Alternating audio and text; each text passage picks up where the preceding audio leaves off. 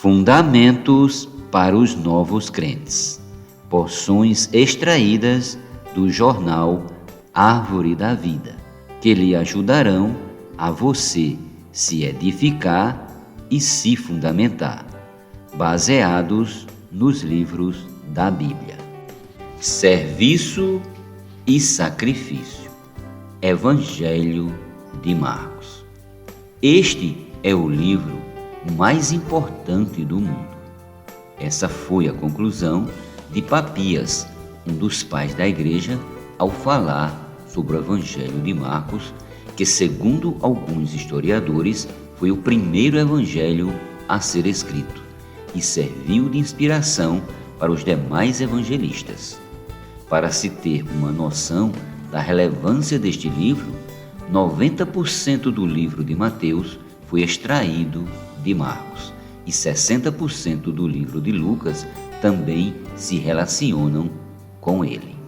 Escrito por volta dos anos 67 a 70 depois de Cristo, Marcos dirigiu suas palavras aos cristãos que moravam em Roma numa época de forte perseguição, sofrimento e eminente martírio vivido pela igreja. Diante desse contexto, conclui-se que os cristãos estavam atemorizados, assustados e carentes de consolo e encorajamento.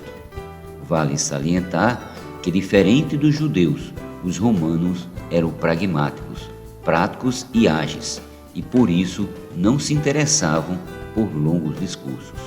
Por essa razão, Marcos foi escrito de forma concisa, direta e contundente, com apenas 16 capítulos. Ao escrever seu livro, Marcos jamais imaginou que suas palavras teriam tanto alcance. A propósito, foram escritas com a finalidade de atender aos cristãos que sofriam em Roma. A fim de consolá-los, o evangelista apresentou a vida de Jesus como a de Marte. Seu relato mostra que o Senhor não apenas morreu como Marte, mas viveu como servo e se entregou em prol de uma causa. Sua maior ênfase estava no serviço do Senhor Jesus e não apenas em seu discurso. Não à toa, palavras como imediatamente e logo são usadas cerca de 42 vezes no original grego. O Jesus que Marcos procurou retratar era prático, trabalhador, eficaz, proativo, assertivo, sempre ocupado e preocupado em servir às pessoas. Uma vez que descreve o Senhor Jesus como servo, Marcos não se preocupou em incluir sua genealogia como Mateus ou Lucas. Mateus retrata o Senhor como rei do reino dos céus, e a genealogia de um rei é sempre considerada. Lucas descreve o Senhor como homem, logo a genealogia também é necessária. Marcos não incluiu a genealogia do Senhor, pois para um servo isso não é importante.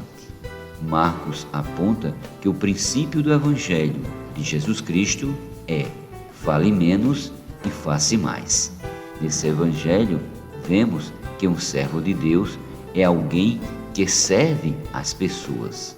Ao ler esse livro, os cristãos se davam conta de que o caminho que trilhavam já havia sido percorrido pelo Senhor Jesus e que valia a pena continuar.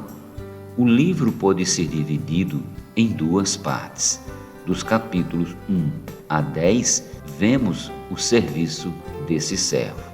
Nesses 10 primeiros capítulos, vemos o Senhor curando, libertando, alimentando e cuidando das pessoas.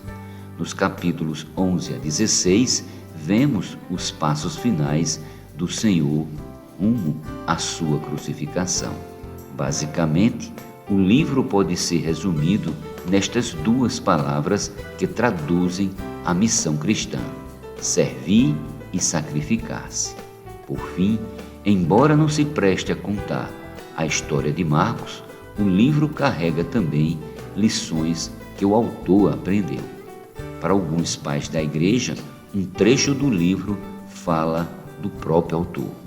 Seguia-o um jovem, coberto unicamente com um lençol, e lançaram-lhe a mão.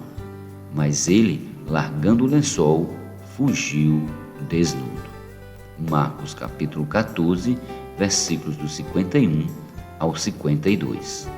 Marcos provavelmente deve ter sido esse jovem medroso e que acompanhava as coisas de longe, mas que, com o passar do tempo, somado ao cuidado e aperfeiçoamento recebido de Barnabé, Pedro e Paulo, amadureceu e se tornou cooperador que aprendeu a servir e se sacrificar em prol do Evangelho.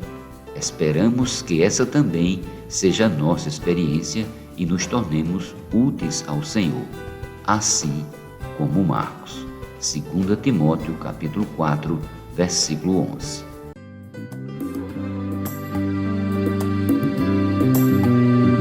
A Bíblia